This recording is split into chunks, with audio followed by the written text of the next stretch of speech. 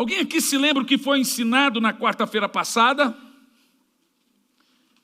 Depravação total e livre-arbítrio.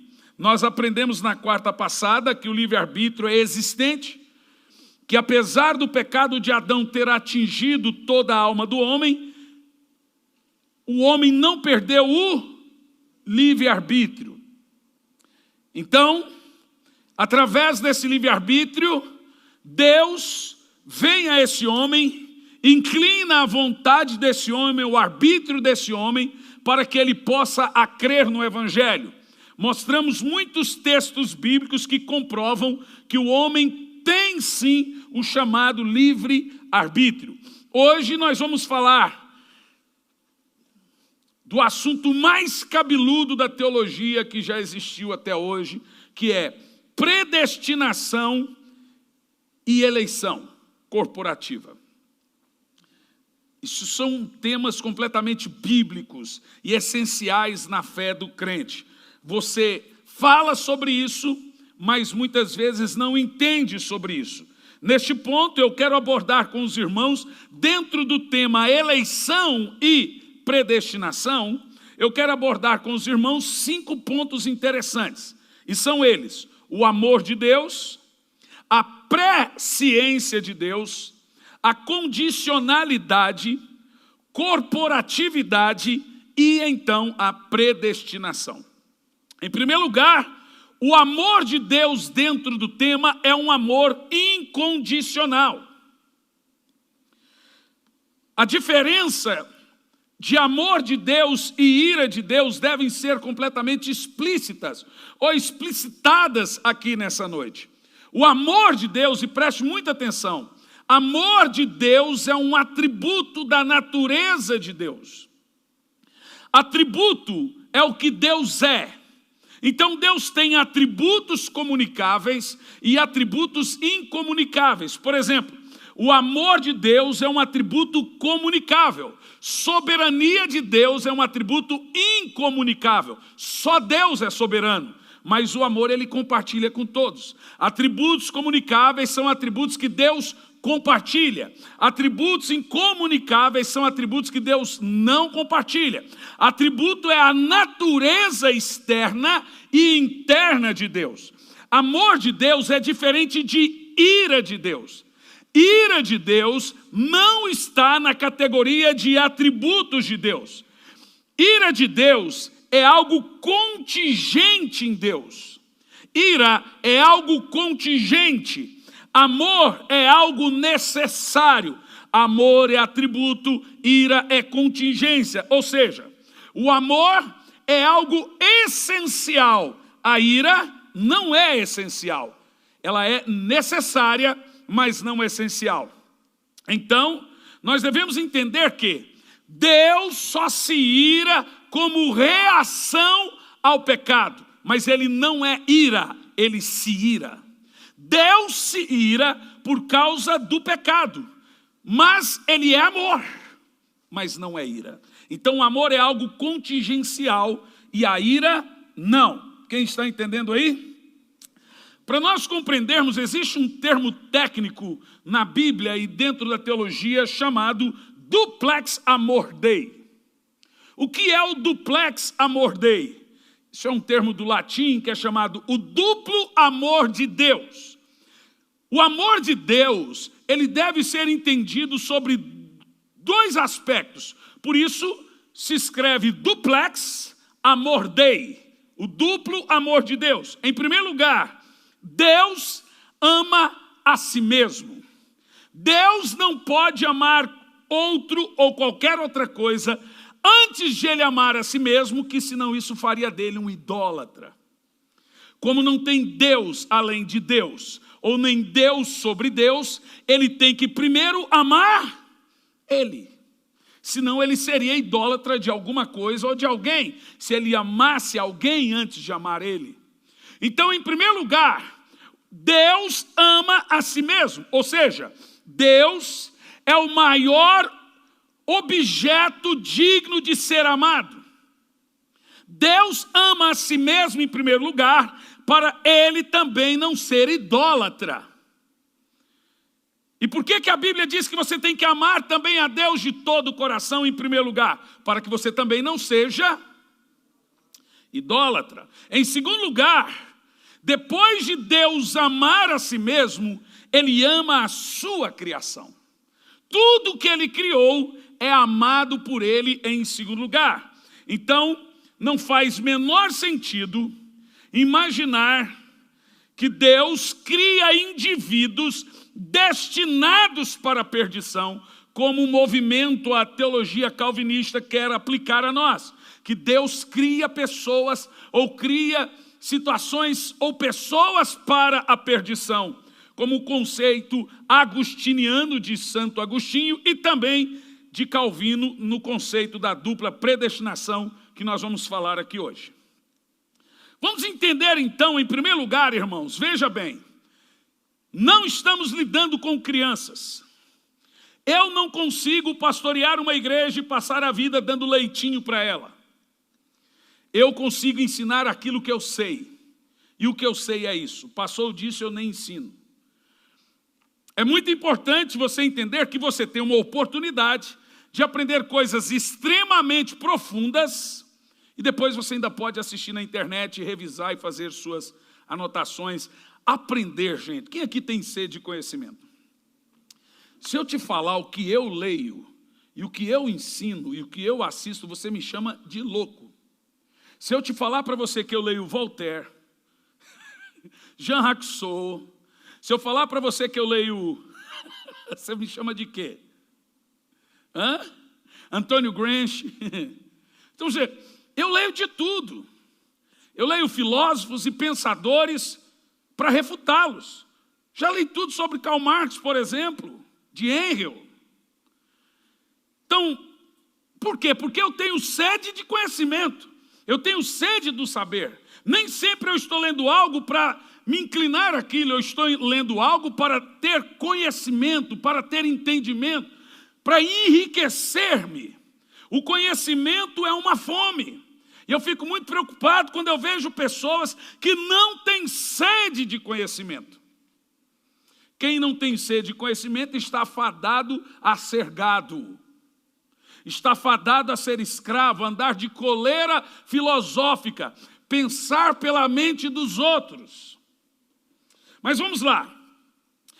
Antes de entrar nos ensinos e na doutrina da salvação, é importante nós desconstruirmos o conceito fatalístico e determinista. Preste muita atenção nisso. Predestinação. Quem já ouviu falar desse termo? Você sabe o que é predestinação? Pode parecer estranho aos seus ouvidos, mas é um termo bíblico. Você pode dizer que não entende predestinação. Você só não pode dizer que predestinação não é bíblico. Predestinação é algo bíblico. Agora, a maneira como se compreende a predestinação e passa a predestinação que se torna fruto do debate. Como a predestinação é o cerne e o centro do debate soteriológico, soterologia é o ensino da salvação. Então, soterológico é tudo que tem a ver com soterologia e ramartiologia, tudo que tem a ver com a salvação e pecado, ou seja, o coração da nossa fé. O debate filosófico e teológico que vem desde a patrística, que começa com Agostinho, esse debate, ele é extremamente necessário para você saber defender a sua fé e saber por que você é salvo e por que você é cristão. Agora, presta atenção. Você não precisa saber disso para ser salvo. Você nem precisa saber disso para ser feliz. Mas se você souber, você será muito feliz. Mais do que você é. Porque você vai sair do mundo das trevas do conhecimento. E vai avançar níveis mais profundos na Bíblia Sagrada. Quem tem fome e sede de conhecimento aí? Então vamos aproveitar, gente, porque quando voltar ao normal, com a igreja cheia, é quase impossível você gastar tempo ensinando um negócio desse. Então aproveita. Amém? Desconstruindo a predestinação e dupla predestinação calvinista. Veja bem, são 3 linhas de pensamentos filosóficos e teológicos no mundo. Primeira linha, que vem de Agostinho de Hipona, que tinha debate com o padre Pelágio, e depois esse debate se torna entre João Calvino e os discípulos de Jacó Armínio. Jacó Armínio foi um discípulo de Beza, que foi discípulo de Calvino, e ele vem com um contraponto, não concordando com as ideias calvinistas. Calvino era um suíço que morava em Genebra e desenvolveu todo esse acrônimo que eles chamam de 5 pontos do calvinismo. Já falei isso na primeira disciplina, e hoje é importante você saber o que eles chamam de dupla predestinação. Primeira coisa que você precisa entender, que a dupla predestinação acredita que Deus predestinou de uma forma soberana, eu chamo ditadora ou evasiva, mas eles gostam do termo soberana. Eu gosto mais do termo arbitrária. Quem iria se salvar e os que iriam para o inferno. Dupla predestinação é Deus escolher de forma antecipada, arbitrária, quem vai para o céu e já determinar quem vai para o inferno. Apesar de nós não sabermos, Deus, antes da fundação do mundo, isso na doutrina calvinista, determinou que algumas pessoas vão para o céu e as demais que não vão para o céu vão para o inferno. Alguns são vasos de honra, outros são vasos de desonra. Então, por mais que algumas pessoas que estão predestinadas para ir para o inferno, elas queiram Deus, elas não podem, porque elas estão predestinadas ao inferno. Por mais que isso possa parecer esquisito, absurdo, esse é o conceito da dupla predestinação. Dentro dessa predestinação, que é evidente para eles, o crente, aquele que aceitou Jesus, foi predestinado para a salvação antes da fundação do mundo. E aconteça o que acontecer, ele não perde a salvação, pois ele está salvo. Ele pode estar no boteco, numa boate, pode estar fazendo o que for, mas ele não perde a salvação. Então, você já ouviu termos como uma vez salvo, salvo para sempre. Quem já ouviu isso aí? Que o crente não perde a sua salvação. Esse é o conceito da predestinação calvinista. A dupla predestinação, então, é Deus predestinar, antes da fundação do mundo, os que irão para o céu e os que irão para o inferno. Até eles gostam de esconder isso. Porque se o camarada for tentar entrar no calvinismo, logo de encara ele pegar esse estudo, ele já não entra. Então eles deixam isso para o final. Mas vamos ver aqui alguns textos de João Calvino, o Papa que deu nome à doutrina, né? Por exemplo, João Calvino disse assim, porque Deus não criou todos em igual condição, mas ordenou uns para a vida eterna e os demais para a condenação eterna. Institutas de Calvino, volume 3, página 41. Uma outra frase de João Calvino, olha que coisa terrível, gente. Deus não só viu de antemão a queda de Adão, e nela viu também a sua posteridade, mas também, por seu próprio prazer, ordenou a queda. João Calvino, Institutas, livro 3, capítulo 23, seção 7. Eles estão dizendo que Deus não só viu e previu que Adão iria cair, como ele ordenou que Adão caísse. E ele não só ordenou que Adão caísse, como foi por prazer dele a queda de Adão. Parece estranho? É estranho, mas tem hoje muita gente que é calvinista e não sabe que isso aqui é calvinismo. Eles apenas se tornaram, mas não sabem o que é isso. Isso aqui, gente, é transformar Deus em um cafajeste. Isso é canalice. Essa é que é a verdade. Portanto, a queda, segundo Calvino, a queda de Adão, o pecado original, só aconteceu porque Deus ordenou. Então, de acordo com Calvino, Adão não tinha uma escolha entre pecar ou não, a não ser pecar, porque ele foi ordenado a pecar. Aí, você pode perguntar, por que esses caras pensam nisso? Esses caras pensam nisso. Pessoas inteligentíssimas, teólogos inteligentíssimos. Por exemplo, o que levou Agostinho de Hipona, na patrística, a pensar e desenvolver isso, e chegar junto com Calvino, e Calvino popularizar essa doutrina?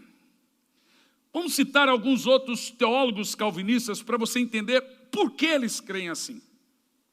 A. W. Pink, no livro The Case of Adam, página 283, ele diz o seguinte, um grande teólogo calvinista: Deus não apenas tinha um pré-conhecimento perfeito do resultado da experiência de Adão comer o fruto proibido, mas também decretou de antemão que ele deveria fazê-lo.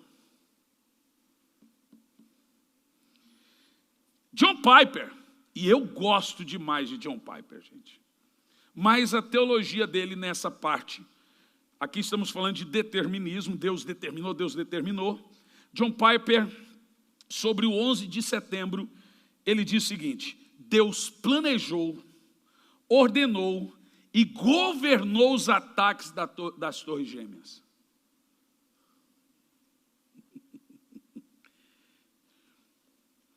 John Piper disse em um dos seus sermões disponíveis na internet, até mesmo uma bomba com material radioativo que destrua toda Minnesota agora seria de Deus. Isso é chamado na teologia, você está tomando nota, de determinismo. Você nunca vai, quando você estiver ingressando ao calvinismo, ouvir isso de cara. É igual entrar na maçonaria, você só vai conhecer o bode no mais alto grau. Quando você entrar no calvinismo, a primeira disciplina que você vai saber, você é pecador, todo mundo peca, não há quem peca, mas Deus é soberano, Deus é bom e não sei o que. Então eles vão trazer para você uma roupa de perfeição doutrinária. Mas o final da doutrina calvinista é esse determinismo que põe Deus como um monstro terrível. Agora, existe uma diferença entre determinismo e fatalismo. Esses textos que eu mostrei aos senhores são textos deterministas. Agora vamos ver que dentro do conceito calvinista também tem os textos fatalísticos. R.C. Sproul Jr., um grande teólogo calvinista, escreve no seu pensamento fatalístico: Adão e Eva e Satanás foram originalmente criados bons. Até aí tudo certo. Então seu desejo ou inclinações mais fortes devem ter sido originalmente bons. Tá certo. Agora olha o ponto. R.C. Sproul Jr. disse, então significa que nenhum deles ou nenhum de seus pecados podem ser origem do pecado. Ele está dizendo que o pecado não começou nem com Adão, nem com Eva e nem com Satanás. Ele diz, se não começou com Adão, com Eva, nem Satanás, ele tem a ousadia de dizer, o culpado é o próprio Deus, que introduziu o mal no mundo. Isso é fatalismo. Evidentemente que se você vê Deus sobre esse prisma do determinismo, da dupla predestinação, você vai cair nisso. Então, o pedófilo também não é culpa do pedófilo, é um decreto de Deus. Qualquer nível de maldade no mundo é um decreto de Deus. É um determinismo consequente de fatalismo. Aí você me pergunta, por qual motivo eles creem nisso?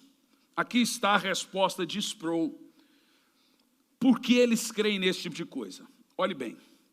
Era o desejo de Deus tornar sua ira conhecida. Então ele precisava, algo sobre o qual estar irado. Então ele precisava ter criaturas pecadoras para que o seu lado de ira se manifestasse. Aí é o ponto que você vai entender que o duplex amor Dei foi criado, esse pensamento teológico, para rebater isso. Eles entendem que ira de Deus é um atributo, e todos os atributos de Deus têm que ser manifestos. Então nós entendemos que ira não é atributo, é uma contingência. Você entendeu agora? Quando você vê alguém dizendo que Deus precisa revelar sua ira, então ele permite, a gente entende que ele permite. O calvinista crê que ele determina o pecado para que o seu lado de atributo de ira possa se manifestar. Então, para ele ser irado, para a ira dele se manifestar, tem que ter o quê? Pecadores. Bom, você está achando estranho, porque eu dei ênfase assim. Mas se você está numa sala de aula com um teólogo que não dá essa ênfase que eu estou lhe dando, você cai feito um patinho. Veja bem, isso é chamado de fatalismo. Biblicamente falando, no que deve-se crer, como compreende os fundamentos bíblicos da salvação? Vamos aprender? Predestinação e eleição aos olhos de John Wesley. Primeiro que todos esses teólogos que eu disse, a maioria deles nunca plantaram uma igreja. João Calvino era um político. John Wesley ganhou 1 milhão de almas. Aí está a diferença. Percebe o que eu disse? John Wesley foi um jovem pregador que veio no século XVI, da metade para frente de 1700, quase perto ali, no período da Revolução Francesa, quase perto do período napoleônico, que chega no final de 1700. John Wesley era um teólogo inglês, um evangelista, que ganhou 1 milhão de almas para Jesus, e ele deixou um legado para nós doutrinário. Glória a Deus. Porque se ele não tivesse feito isso, nós estávamos na escuridão do fatalismo ou do determinismo. Todo mundo crendo dessa forma. Em primeiro lugar, o que é eleição? Vamos entender isso na Bíblia. Eleição é o ato de Deus escolher os salvos. Isso é bíblico. Deus tem sim seus eleitos. A questão é como ele faz isso e qual é o critério que ele elege os salvos. A eleição está na Bíblia. Então, eleição e predestinação são duas coisas distintas, não é a mesma coisa.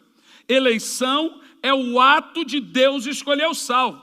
E predestinação é o destino que Deus dá para os salvos. A predestinação é o destino que Deus dá para os eleitos. Eleito é o salvo, predestinação é o destino desse salvo. Ok? Vamos abordar então esses dois diante de um terceiro aspecto teológico, bíblico, que os deterministas e fatalísticos ou fatalistas não gostam muito de usar, mas ele está na Bíblia.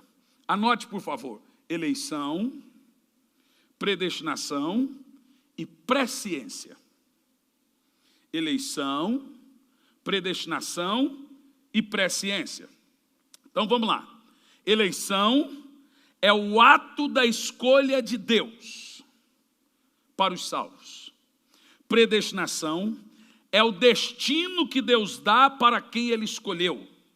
E presciência é Deus saber previamente de tudo antes que tudo aconteça. Então, presciência é um atributo de Deus. Entenderam o que eu disse? A presciência nos ensina que Deus nunca é pego de surpresa. Ele sabe de forma presciente de todas as coisas antes de todas as coisas acontecerem. Se você não crê na presciência de Deus, você pode então ensinar por aí, como alguns teólogos liberais, que Deus não sabe de todas as coisas. Como eu já vi teólogos liberais aqui no Brasil pregando sobre isso. O que a teologia liberal é? Ela prega o que ela entende. Teologia liberal é fruto do iluminismo. Teologia liberal é o fruto de Voltaire. Antônio Gramsci. Ela diz o seguinte: você pode ter fé, mas tem que ser uma fé pautada na razão. Não tem como. Ou é fé ou é razão. Então Voltaire iniciou-se o iluminismo, e daí ele tirou a teologia da Europa, por isso que as igrejas da Europa estão morrendo. Daí nasce o liberalismo teológico. A ideia é: eu não creio naquilo que minha mente não entende. Significa que eu sou um pensador, então. Eu só creio naquilo que é possível crer, que faz parte da razão. Vocês entendem o que eu estou dizendo? Então nós temos teólogos no Brasil liberais. Caio Fábio é um teólogo liberal. Por isso que você vai ver eles atacando a Bíblia. Todo teólogo que ataca a Bíblia é um teólogo liberal. Né? Aquele que teve aqui, qual é o nome dele? Eu sempre esqueço. Ricardo Gondim é um teólogo liberal. Você vai dizer assim, ó: Deus não está no controle de tudo. Deus só sabe das coisas quando as coisas acontecem. Quer dizer, eles não creem literalmente na presença de Deus, porque eles têm uma mente do iluminismo, dos filósofos iluministas. Nem é de Platão. São iluministas mesmos. Filósofos modernos. Moderno é assim, gente. Né? Não é moderno, não é igual de Platão, Sócrates, Heródoto, não. É moderno de 1500, 1400, 1300. São filósofos modernos. O fruto do iluminismo é a descrença. Karl Marx chegou ao ponto de dizer que a religião é o ópio do mundo. Você sabe o que é ópio? É de onde originou a palavra droga. Ópio, naquela época as pessoas sentiam muita dor na alma, então elas iam lá e tomavam um remedinho chamado ópio. E Karl Marx dizia que só que o ópio ele era só destinado aos ricos. Então quem não era rico, ele ia para a igreja. Então ele disse que a religião é o ópio, é a droga do mundo. E ele mantém isso. Por isso que no Manifesto Comunista, Karl Marx diz que a primeira coisa que existe é acabar com a religião, pois ela acaba com a razão. Onde tem religião, segundo eles, a razão morre. Na realidade, fé não se explica, se vive. Não tem como você ser um cristão iluminista, racional, marxista e etc., senhores. Não tem.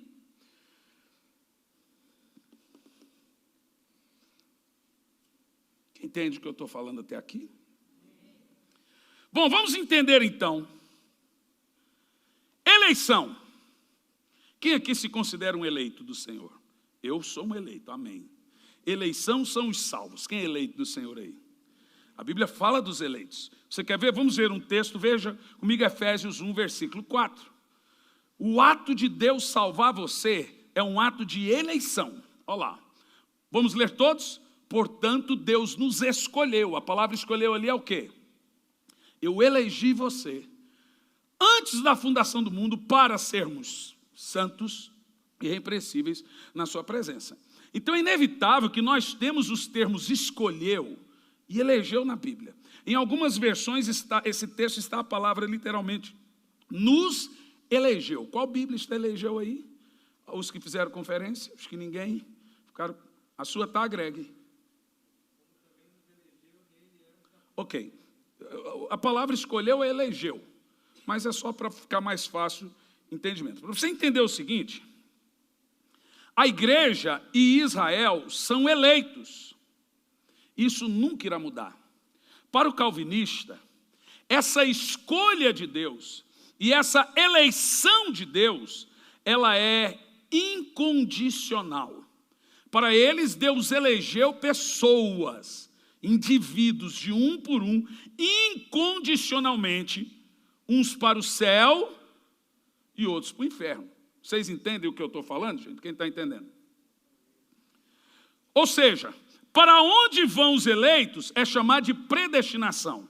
O ato de eleger que é eleição. Perceba? Para eles, Deus elegeu incondicionalmente, sem acréscimo da sua fé, sem você saber, de forma soberana. E Ele predestinou você para o céu. Ou alguns para, ou a maioria para o inferno. Mas nós cremos, biblicamente falando, e nós vamos comprovar isso aqui, que a eleição encontrada ali, ela é de forma corporativa e condicional. Corporativa, porque o texto eleição ali está no plural, observa, nos elegeu. Não está falando de um indivíduo, está falando de um grupo. Ou seja, quando você pega a Bíblia Sagrada, a igreja no plural, de forma corporativa, ela já é eleita. A Bíblia também diz que Israel é eleito. Ainda que alguns judeus morrerem e foram para o inferno, Israel vai chegar no céu. Ainda que alguns crentes desviem e vão para o inferno, a igreja na Bíblia já é tida como salva. Vou te explicar, presta atenção. Lá em São Paulo tem esse negócio de rodízio de carro, isso melhorou demais. Lotou tudo. Os nossos governadores devem ter algum problema. Aqui é tudo contra, né, gente? Funciona mais ou menos assim.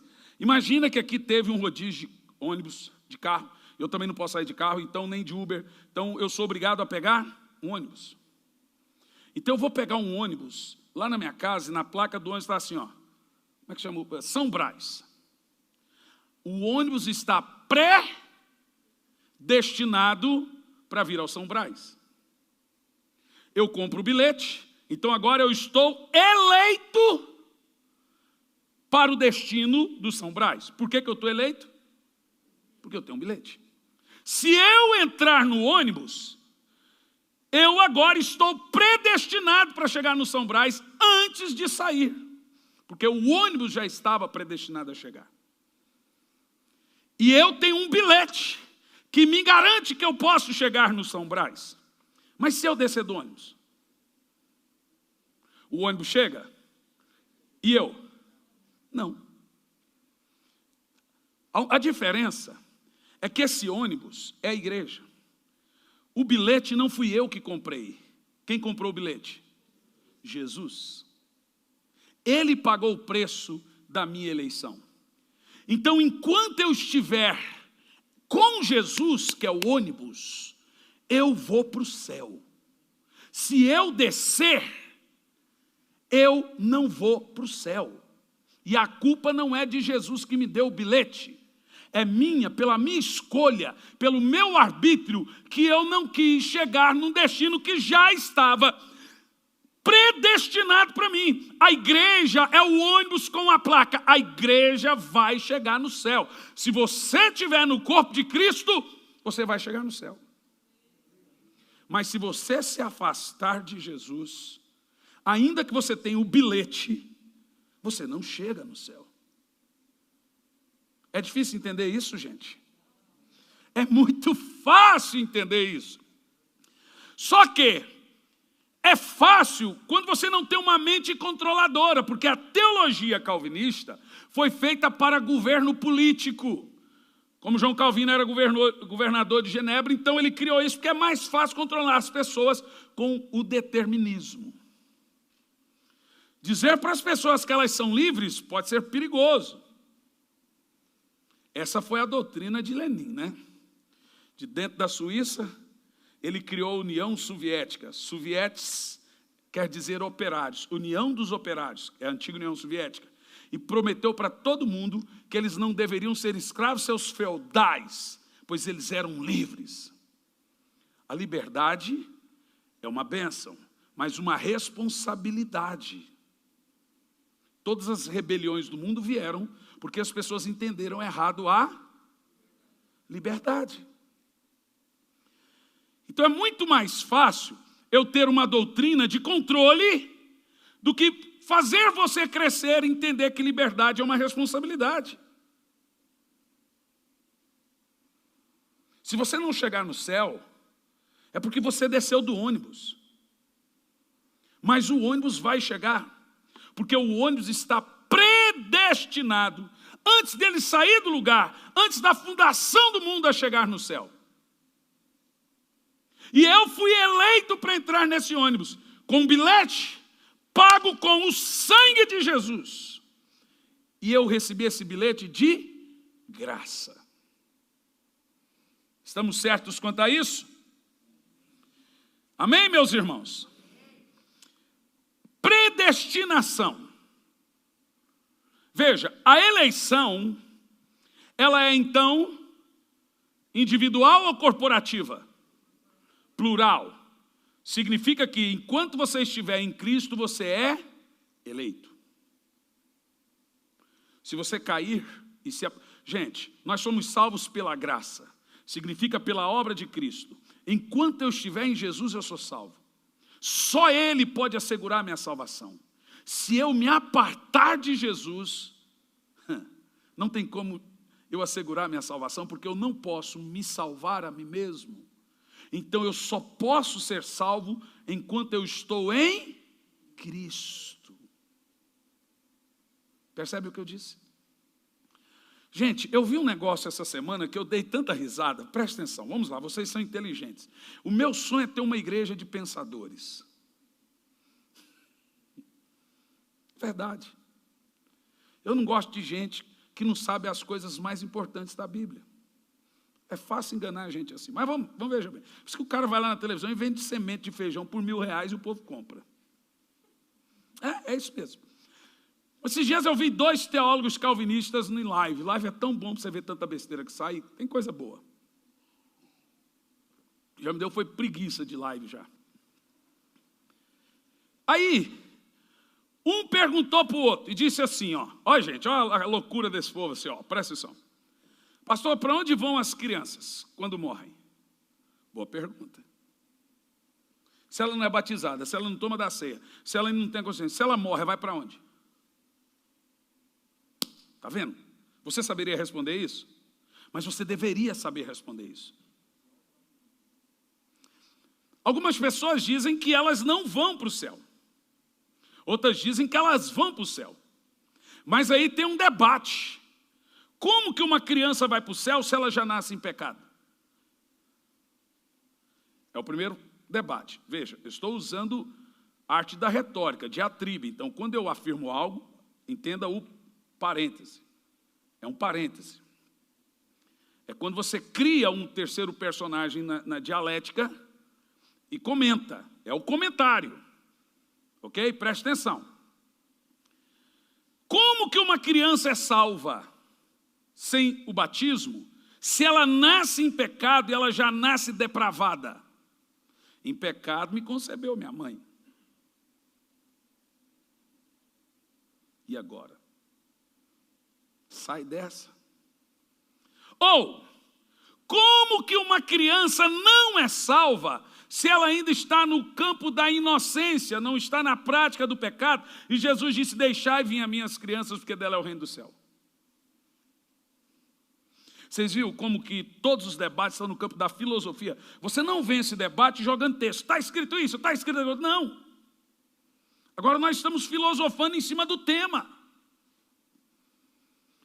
Veja bem. Aí há uma linha que crê que uma criança, ela é salva pela fé dos pais. Veja, nenhum desses temas tem fundamentação bíblica, porque a Bíblia não fala explicitamente sobre o destino das crianças. Porque tem um texto que diz que todo mundo nasce em pecado ninguém verá Deus. Então não tem inocente. E tem um texto que Jesus diz, deixe vir as crianças, porque delas é o reino dos céus. Mas como resolver essa questão? A verdade é essa, não tem como. Essa seria a minha resposta. Mas vamos filosofar, que é o que eles gostam? Então filosofaram. E um disse para o outro, eu acredito que toda criança é eleita. E eu ouvindo aquilo começou a me soar meio cavernoso o negócio. Como que toda criança é eleita? Se ela crescer, ela deixa de ser eleita. Aí eu comecei a falar, Toda criança que morre vai para o céu. Eu, no meu coração, acredito que Deus não deixa nenhuma criança ir para o inferno. Não posso provar, mas creio que não faz parte do contexto de Deus. Ok? Mas eu chegar ao ponto de dizer assim, Deus não deixa uma criança ir para o inferno, porque em primeiro lugar Deus é amor. Mas chegar ao ponto de dizer que a criança era eleita, porque eu creio que uns vão para o céu, outros para o inferno, porque Deus predestina uns para o céu e para o inferno. Então toda criança, ela já é predestinada à salvação, se ela for morrer. Mas se ela não morrer e ela cresceu, ela deixou de ser eleita. Veja como os argumentos começam a não bater, fica uma coisa incongruente. Um outro pastor estava dando entrevista sobre predestinação e eleição e perguntaram assim, John Piper, o seu filho não é crente. Ele disse, não é. Você parou para pensar que o seu filho pode não ser eleito? Aí John Piper disse, sim, pensei nisso, por isso que eu estou orando pela eleição do meu filho. Eu falei, não tem como nos olhos calvinistas você orar pela eleição de alguém. Ou ele é eleito antes da fundação do mundo, ou ele não é. Não tem como você orar. Isso é um ditado nosso, que cremos que os homens são livres para aceitar a Deus ou não, e é a palavra que convence pelo Espírito Santo, o homem quebranta o coração dele, tira o coração de pedra e põe o coração de carne. E aí sim, nós evangelizamos, fazemos missões, porque nós cremos que as pessoas têm que crer no Evangelho por seu livre-arbítrio, sua livre vontade. Eles não. Eles creem que quem é eleito já está eleito. Mas vamos ver na Bíblia, veja esse texto, de Romanos 8 e 29, preste muita atenção. Eu sou eleito antes da fundação do mundo, porque eu faço parte da igreja. A igreja é de forma plural, salva. A igreja é de forma genérica, amém, gente? Então a eleição, ela é plural. Deus chegou e falou, a minha igreja será salva. Acabou. Eu digo que a igreja nunca mais vai para o inferno, isso antes da fundação do mundo. Ok? Se eu faço parte da igreja, significa que eu vou chegar. Agora, aonde eu vou chegar é chamado de quê, gente? Predestinação. A predestinação, ela é bíblica. Mas como compreender ela, que é o motivo do debate? Vamos ler todos? Vai lá. Porquanto aquele que antecipadamente conheceu, também os predestinou para serem semelhantes à imagem de seu filho, a fim de que ele seja o primogênito dentre muitos. Verso 30. E aos que... Veja bem, viu só? Predestinação está na Bíblia ou não? Você pode dizer que não entende, só não pode dizer que não é bíblico. Aos que predestinou, a esses também... Aos que chamou, aos que justificou, temos 4 atos aqui. Primeiro ato, predestinou, chamou, justificou, glorificou. Vocês viram que tudo isso são termos bíblicos da sua salvação? Olha como é importante o conhecimento. Saber aquilo que você não sabia faz parte do prazer, até libera endorfina, viu, gente? Mas esses 4 atos, eles são precedidos por um ato que a maioria deles, ou nenhum deles, não passa batido.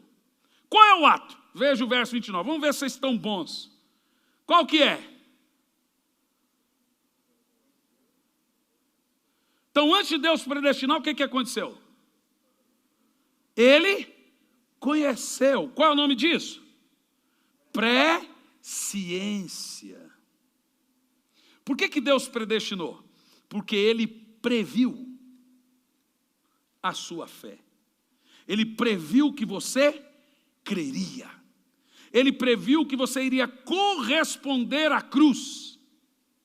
Então Ele previamente previu sua fé, sua conversão, o seu sim a Deus. Então ele foi lá e previamente te predestinou. Ele então lhe predestinou mediante a sua presciência. E isso é bíblico, senhores. Então, outra vez é importante você perceber, assim como a eleição está no plural, a predestinação também. Vamos ver mais um texto provando para você que a predestinação não é fatalística. Fatalismo é aonde eu vou chegar e acabou. Determinismo é, vou chegar. Eu sou determinado a chegar e aonde vou chegar é o fatalismo. Então, nem a eleição é determinista e nem a predestinação é fatalista. Deus não é esse Deus pintado pelos deterministas ou fatalistas. Ele não tornou de você a vontade ou o arbítrio. Vamos ver esse texto de 1 de Pedro 1, versículo 2. Leia lá, vamos ver, bem alto.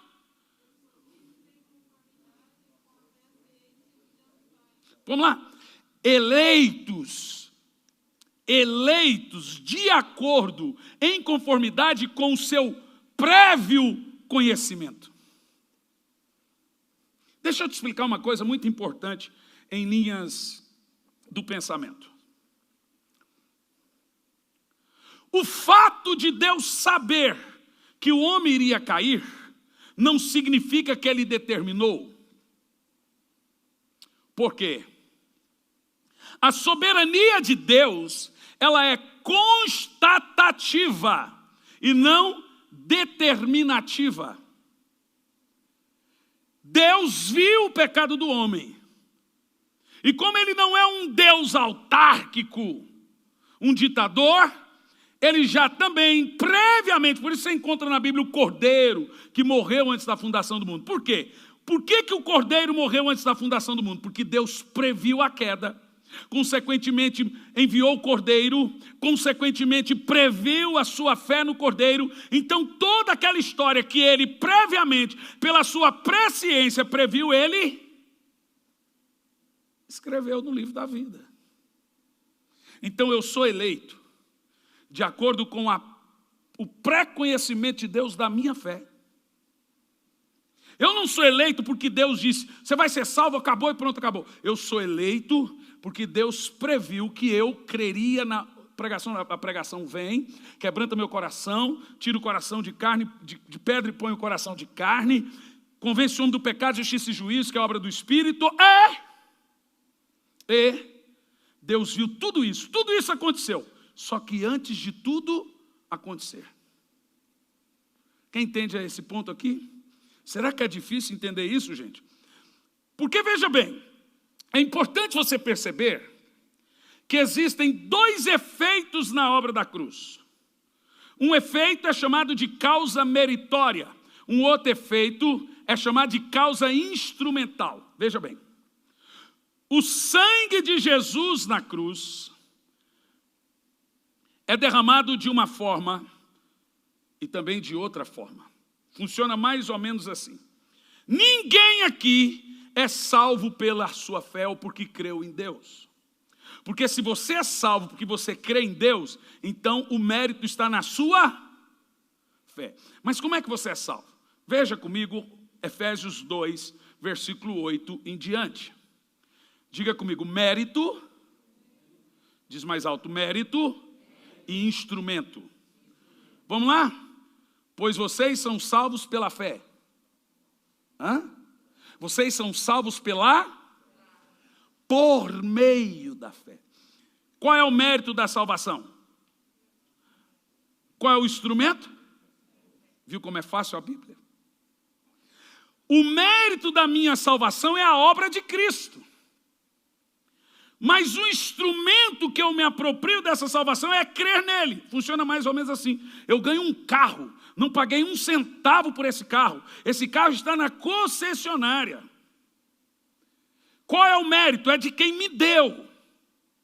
E a chave está na minha mão, o documento está passado no meu nome. Mas eu tenho que ir lá e pegar.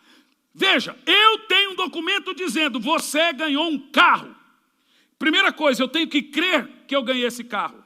Eu tenho que ter fé que eu ganhei esse carro. E porque eu creio que de verdade isso não é um golpe, e de verdade eu ganhei esse carro, eu vou lá e vou pegar. Significa que o mérito é meu? Não, significa que eu criei. Então a fé é apenas o ato de crer que Jesus me salvou e agora eu estou salvo. Por isso que a Bíblia diz, você é salvo pela graça. É causa meritória, a causa meritória é a graça, por meio da fé. Então você não é salvo porque você crê, você é salvo pela graça, mas pela fé você se apropria da salvação. Agora, é tão importante isso, que Deus vê essa sua fé antes de você ter fé. O nome disso é presciência de Deus. Então a predestinação ela é bíblica? É, mas ela é mediante ao prévio conhecimento de Deus. A eleição também. Deus prevê, então Ele predestina depois. Amém? Nós temos, meus irmãos, vários textos bíblicos mostrando que Deus convida o homem a crer nele para a salvação. Quer ver um texto muito conhecido? Apocalipse 3:20. Esse texto é claro, olha como está lá. Eis que estou à porta e bato. Se alguém abrir, ouvir a minha voz, eu entrarei e cearei com ele, ele comigo. Então veja, Deus não está metendo o pé na porta, porque na teologia calvinista, Deus mete o pé na porta, você está salvo e pronto, acabou. Mas, o que você está vendo aqui, que Deus está batendo.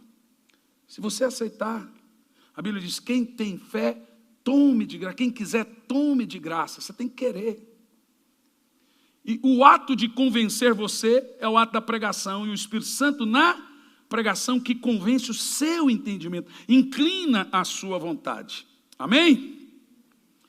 Bom, meus irmãos, esse é o primeiro ato desse ensino maravilhoso das Sagradas Escrituras. É enriquecedor isso. É sem precedente o que você está ouvindo. Ou seja, quem vier ensinar algo diferente, você já está vacinado. Amém? Na próxima disciplina, olha, nós estamos aqui com mais de 2.000 pessoas assistindo. O povo tem sede de conhecimento ou não? São 643 computadores diferentes, cada computador é no mínimo 5 pessoas atrás dele. É muita gente. Para você ver que as pessoas querem entender e conhecer a Bíblia. Esse é o grande segredo hoje. As pessoas têm fome do conhecimento de Deus. Na nossa próxima disciplina, hoje foi a segunda disciplina, eleição corporativa e predestinação. A terceira é graça preveniente e irresistível. O que é graça preveniente? O homem é caído, depravado, como que ele vai ser salvo? Deus manda uma graça preveniente. Veja, não fostes vós que me escolheste, você não me amou primeiro, eu te amei primeiro. O nome desse amor por Deus por mim, antes de eu amar Ele, é chamado de graça antes da graça. É Deus me amar antes de eu amá-lo. É uma graça prévia, uma graça preveniente. Só que essa graça, ela não é irresistível, ela é resistível. Você pode dizer não a Deus. Eles dizem que as pessoas não podem dizer não a Deus. Mas, biblicamente falando, o Senhor disse, Israel, Jerusalém, Jerusalém, quantas vezes eu quis ajuntar, e vocês não quiseram. Então o homem pode ou não resistir a Deus? Pode. Por isso que, quando você entende o evangelho desses olhos, você compreende a importância da pregação. Porque sem a pregação do evangelho, o poder do Espírito na pregação, as pessoas não são convencidas. Sabe o meu grande questionamento para os calvinistas? Que as pessoas não são salvas pela graça. Elas são salvas porque são eleitas. Entendeu? Porque se eu já sou salvo antes da fundação do mundo, então eu não sou salvo pelo sacrifício de Cristo, eu sou salvo porque eu sou eleito. Mas nós não cremos assim. Nós cremos que somos salvos pela obra de Cristo na cruz. e porque cremos em Jesus. Amém, meus irmãos? Aleluia.